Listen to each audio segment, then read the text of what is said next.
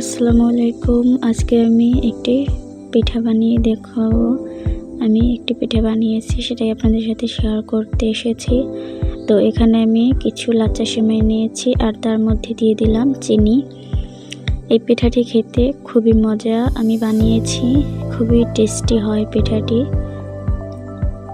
তাই ভাবলাম আপনাদেরকে একটু দেখাই কিভাবে বানালাম পিঠাটি। আর এর মধ্যে দিয়ে দিলাম গুঁড়া দুধ, আর এখন দিয়ে দিব আমি 2টা ডিম।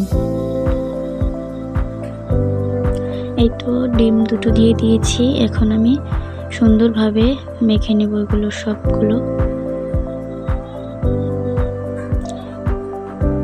নরম করে নিতে হবে সবগুলো মেখে নিয়ে।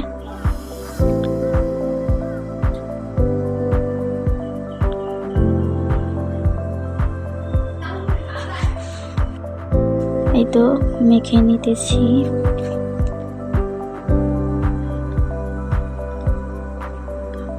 খুব ভালোভাবে মেখে নিতে হবে, না হলে কিন্তু পিঠাটি খেতে মজা হবে না। এই তো আমার মেখে নেওয়া শেষ। এখন আমি একটা একটা করে পিঠা বানিয়ে নিব, আপনাদেরকেও দেখাচ্ছি কিভাবে বানালাম। এই তো হাতে নিয়ে গোল করে এখন আঙুল দিয়ে চেপে চেপে পিঠাটি বানাতে হবে, তাহলে কিন্তু সুন্দর একটি শেপে চলে আসবে।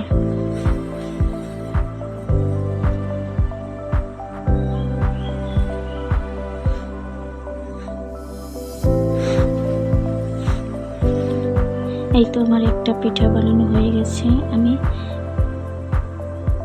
এখানে আরো একটি পিঠা আগেই বানিয়ে রেখেছিলাম,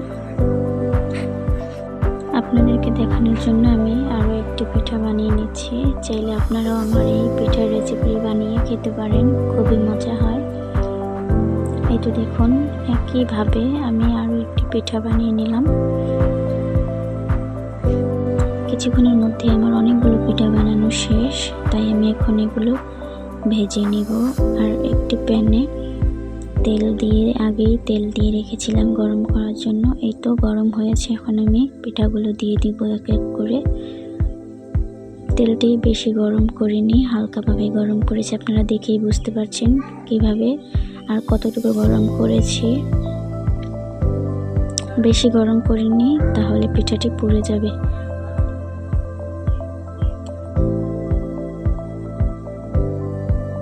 এখন আমি পিঠাটি উল্টিয়ে নিব। হালকা হালকা করে ভেজে নিতে হবে, একেবারে ভাজতে গেলে কিন্তু পিঠাটি পুড়ে যাবে।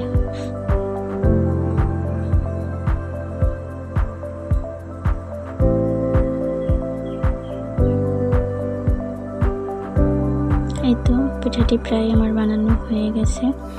কিছুক্ষণের মধ্যে পিঠাটি লাল হয়ে যাবে, আর তখন আমি উঠিয়ে নিব।